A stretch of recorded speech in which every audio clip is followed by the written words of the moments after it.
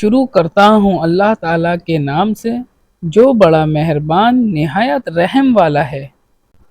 آپ صلی اللہ علیہ وسلم فرما رہے تھے کہ تمام اعمال کا دار و مدار نیت پر ہے، اور ہر عمل کا نتیجہ ہر انسان کو اس کی نیت کے مطابق ہی ملے گا۔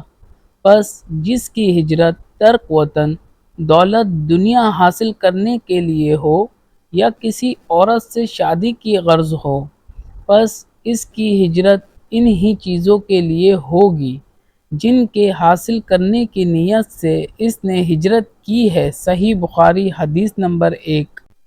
رسول اللہ صلی اللہ علیہ وسلم نے فرمایا، ایک شخص حارث بن حشام نامی نے نبی کریم صلی اللہ علیہ وسلم سے سوال کیا تھا کہ یا رسول اللہ، آپ پر وحی کیسے نازل ہوتی ہے؟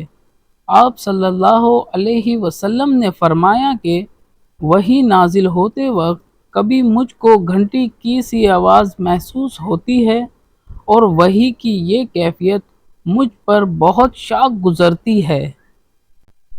جب یہ کیفیت ختم ہوتی ہے تو میرے دل و دماغ پر اس فرشتے کے ذریعے نازل شدہ وحی محفوظ ہو جاتی ہے، اور کسی وقت ایسا ہوتا ہے کہ فرشتہ بشکل انسان میرے پاس آتا ہے اور مجھ سے کلام کرتا ہے، پس میں اس کا کہا ہوا یاد رکھ لیتا ہوں۔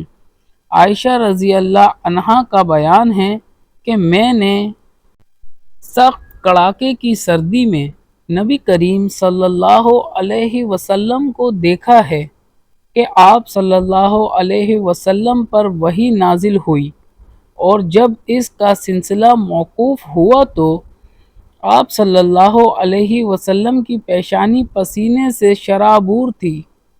صحیح بخاری حدیث نمبر 2۔ ثواب کی نیت سے حدیث شریف کی ویڈیو کو لائک شیئر کر کے ایک پیارا سا کمنٹ کریں، اور چینل کو سبسکرائب کر کے بیل کا بٹن دبا لیں۔ جزاک اللہ۔